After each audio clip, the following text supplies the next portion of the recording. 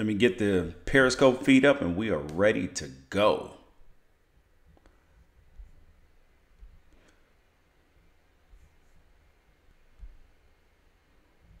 Okay.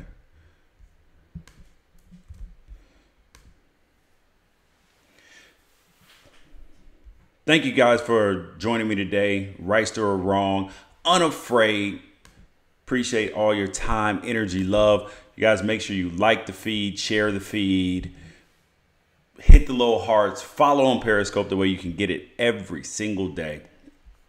We got a couple things on deck today, right? First of which is what's going on in Cleveland. Everybody's curious what's going on with Kyrie. What the hell is Kyrie talking about? He doesn't want to play with LeBron. Doesn't everybody want to play with LeBron? And then people are saying, oh, LeBron should waive his no trade clause so he can get out of there. How about this for a proposition? What if trading Kyrie for the Cavs actually makes it more likely that LeBron stays with the Cavs? How about that for a possibility? I know you don't think that's possible. I know that doesn't make sense, but I'm going to explain it to you how and why. So first of which is if you trade Kyrie, then you actually give yourself more flexibility in the current and in the future, because trade Kyrie, because you're going to have to pay him max money in about a year. In 2 years anyway, because he's going to opt out of the last year of his deal. The Iman Shumpert contract comes off the books after this season. So now you have room for Paul George after this year. Tristan Thompson's contract, it won't look as bad in 2 years. At $18 million, when the salary cap continues to would have gone up 2 more times. So the Cavs are going to have a lot more roster flexibility after this season, and then in 2 years as well, which is going to look good for LeBron, especially if he knows that he can get Paul George. If Paul George walks through that door next offseason, guess what? LeBron James is in. Then you can potentially move Kevin Love or try to some kind of way end up with some kind of buyout with J.R. Smith. Now you have a lot more flexibility. Then you would have gotten a draft pick for Kyrie likely. Gotten a good player for him. So that makes it more likely for LeBron to stay. Because you know that LeBron's heart is in Cleveland. He wants to be a part of that franchise because Cleveland is his people. That's why he went back to Cleveland despite Dan Gilbert being one of the worst owners in sports. Went back there despite the man trashing him publicly. So if you trade Kyrie, get rid of some of these contracts now and get Paul George in the offseason, LeBron's in.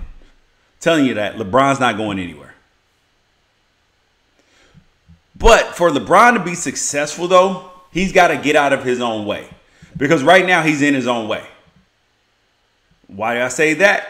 He's in his own way in terms of, there's an old saying that says a man's weaknesses flow from the same well as his strengths.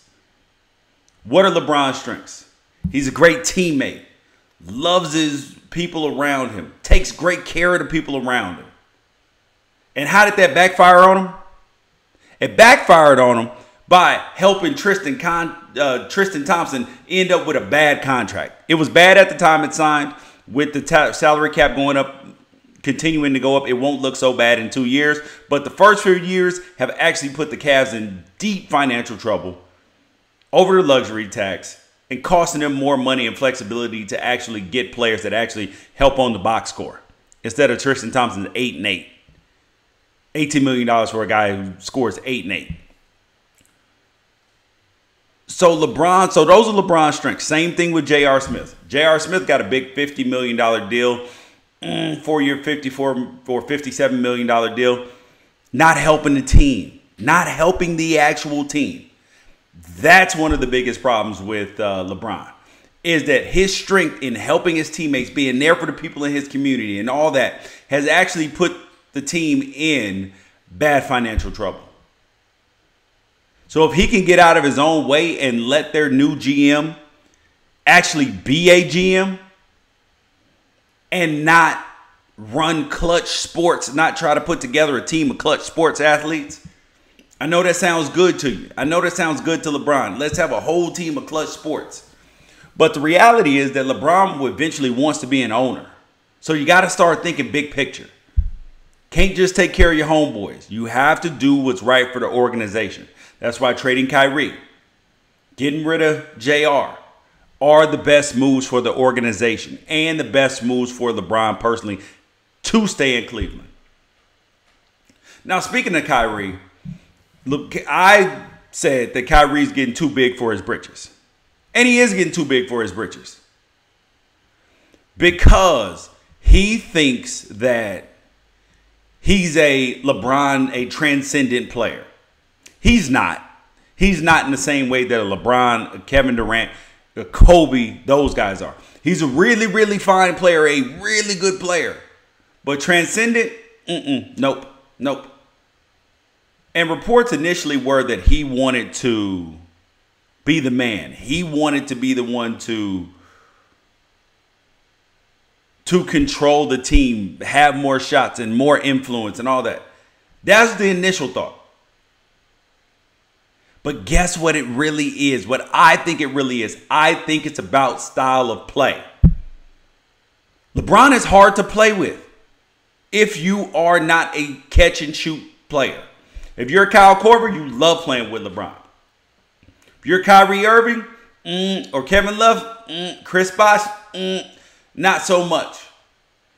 What if Kyrie Irving really just wants to play team basketball?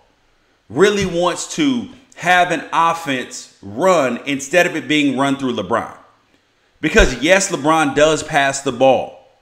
He gets a lot of assists. He gets his teammates involved, sort of, right? But in reality, he actually hinders their growth because they are dependent on him to facilitate offense. So Kyrie has to show his worth. He's saying, you know what? I got to dribble, one-on-one. Ooh, hard layup bucket. That's what he's got to do to stay involved and engaged in the offense. Otherwise, he's going to be relegated to a catch-and-shoot player or a drive and occasional layup player. That's what he's going to be limited to. That's what you get with LeBron James. While as fabulous as he is, as amazing in all the talents that LeBron has, that's the hard part about playing with him. I get that comment just came in that Kyrie had more shots than basically everybody else. Yes, he did get a lot of shots, but he was forced to take those shots not in rhythm of the offense. And Matt, look at the teams that he said were high on his list to go to. San Antonio. Is there going to be any one-on-one ball played in San Antonio? The answer is no. Not happening. Is there going to be any one-on-one ball played in Houston with D'Antoni? No. He didn't even let Harden do it. So if he can stop Harden from playing one-on-one ISO basketball, what do you think Kyrie's going to do? Think about that, man. Miami Heat.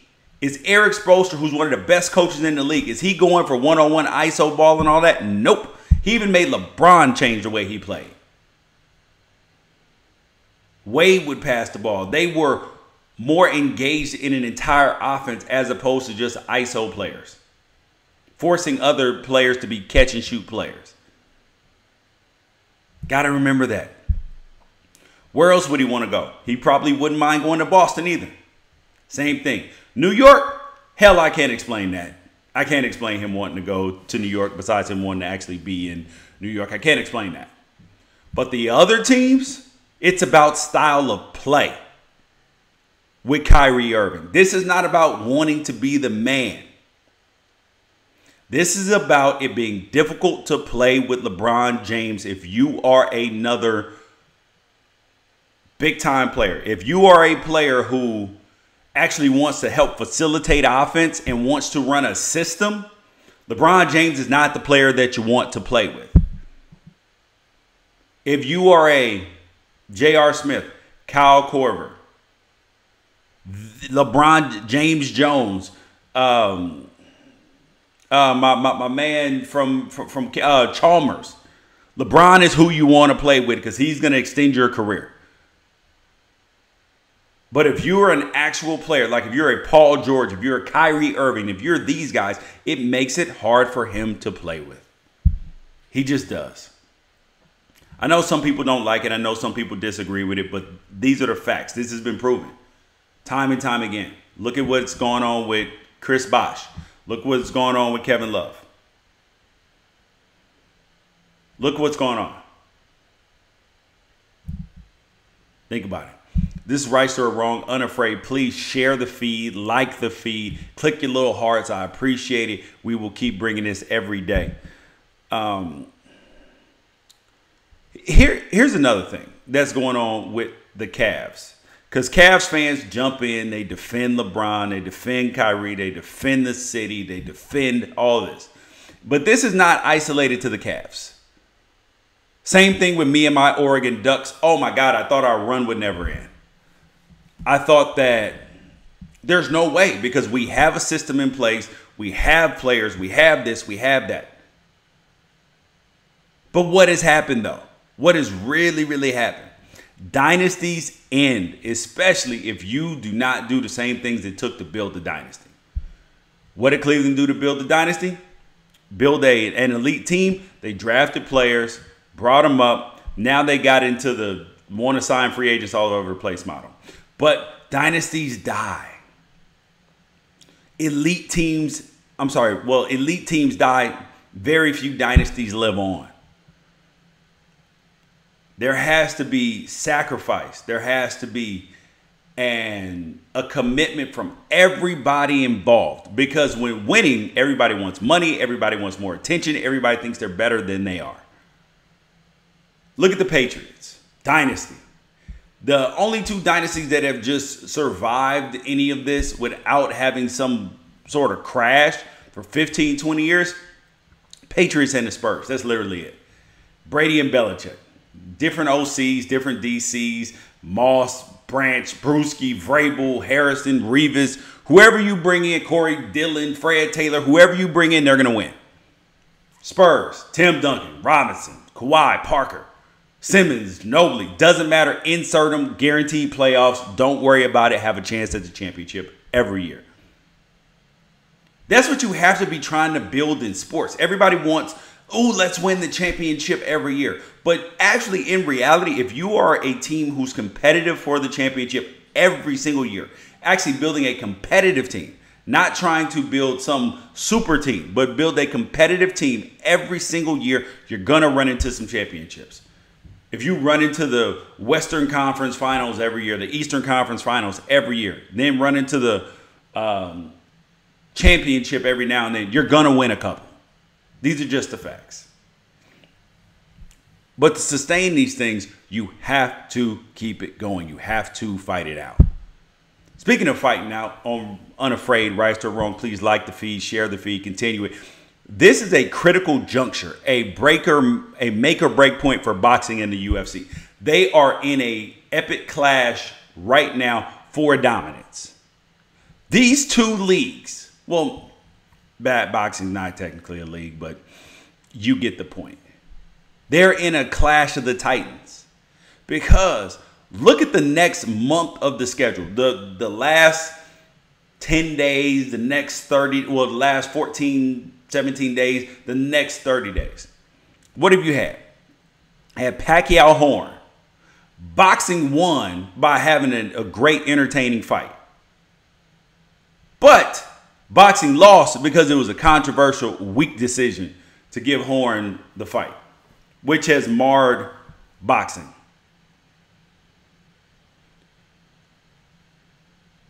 Kovalev and Ward, 2. Controversial at first by some. Some people think Ward won. Ward came and knocked him out. Win for boxing. Next up this weekend, though, you got John Jones versus Cormier 2. This is the fight that we've all been waiting for. The first fight went to decision, unanimous decision for John Jones. Nice, right? Great John Jones, top of the sport. He was like the new Anderson Silva, the better version of Anderson Silva. But what happened? Tested positive for coke. Then he ended up getting suspended again for some other stuff.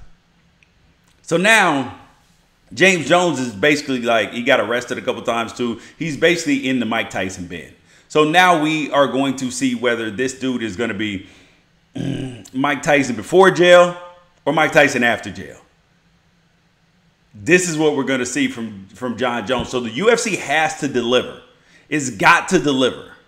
Because this is the fight that we've been waiting on. This is this weekend, July 29th in UFC 214. Is Jon Jones going to be the career that didn't happen? Is this fight going to live up to all its hopes and dreams?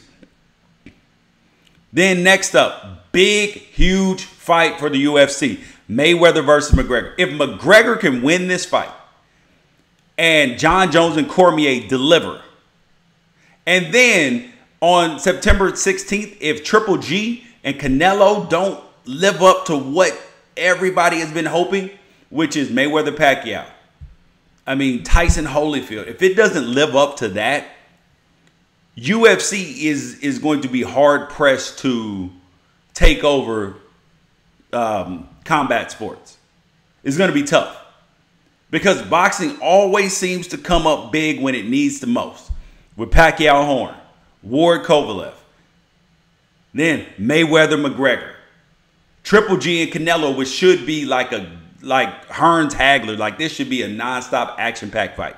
Somebody's got to go. Somebody's getting knocked out in that fight. Boxing always seems to deliver. Now, will the MMA be able to recover from that? That's the question. These two leagues are in a fight and somebody's got to win. Question is, who's going to win though? Who wants it more? Who wants it more? Because if you're Dana White, you already got your piece of the pie in terms of the UFC selling for $4 billion. You got your piece. But don't you want it bigger though? Don't you want to be the one who actually took down boxing? I just don't know if it can happen. I don't know if it can happen because boxing always seems to come up with a haymaker when it needs it the most. To just say, slow down combat sports, slow down MMA. We're not going for that. Last up though is Power TV. Power on Stars. That is my show. Everybody is talking about Game of Thrones. Yes, Game of Thrones is a terrific show. I enjoy Game of Thrones. I watch Game of Thrones. But Game of Thrones goes on the DVR. Power gets watched immediately. But I have to live tweet about it, so I cannot watch it early on the app. Not doing it. Not happening. I'm not that guy. So last night's episode was very interesting, very, very funny, and frustrating at the same time because I want Mike Sandoval. I want Mike Sandoval's head. Like, I absolutely have to have his head. I have to, because it feels like too long he's gone without being found out. Planted the gun on Ghost.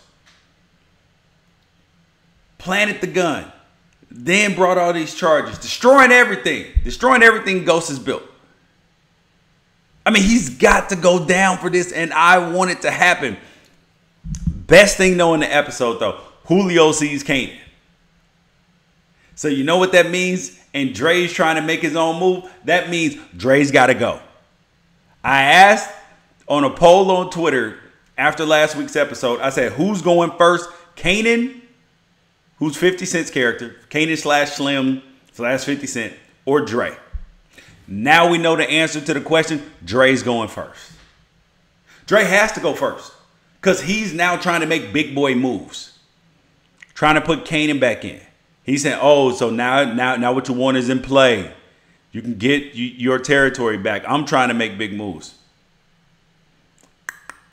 Bad move, Dre. You have just found your way to a new series, to a new show, buddy. Because you're not going to make it. And this whole idea of, like, this brings up these loyalty issues in life, right? Because you have Angela, who is a train wreck. Like, she needs counseling, she needs therapy. She just doesn't know what the hell is going on in her own life, apparently. I'll get to my the theory on Kyrie and LeBron is at the beginning of the Periscope. If you start it over, then I'll be done in a few minutes, and then you can start it over because I've already gone through that. So if you look at Ghost and what he's doing, and you look at where the fact that Kanan, 50 Cent's character, is trying to move on into the scene, and Dre is facilitating this. No way. But thing I was talking about with Angela Valdez and Tasha, right? So I see all these tweets saying, "Oh, Tasha's holding it down," blah blah blah. All of this, giving Tasha props. Tasha's the damn one who didn't want Ghost to go clean in the first place. So a lot of this happening is Tasha's fault. Granted, it's Ghost's fault too, because he had nobody, because he didn't have anybody to mentor him and help him make good choices, because these were poor choices. These were poor decisions. But I'm excited for the next episode of Power. But I did not answer the question about Cormier and Jones. Cormier Jones, I'm going with Jones. I'm just not a Cormier guy. Bad body. I know he's a wrestler, but I'm just not in with Cormier. I don't throw down with Cormier. I know, and I have a tendency to like the bad guys, the guys who run into trouble. I love A-Rod. Love Barry Bonds. Love John Jones. These are the people I cheer for and root for. Judge me if you will, but I respect greatness. Thank you guys for joining me on Unafraid today. Wrighster or LeBron, please share the feed, like the feed, follow on Periscope, follow on Twitter, Instagram, wherever the hell you're watching. I appreciate it. Catch you guys tomorrow. Peace out.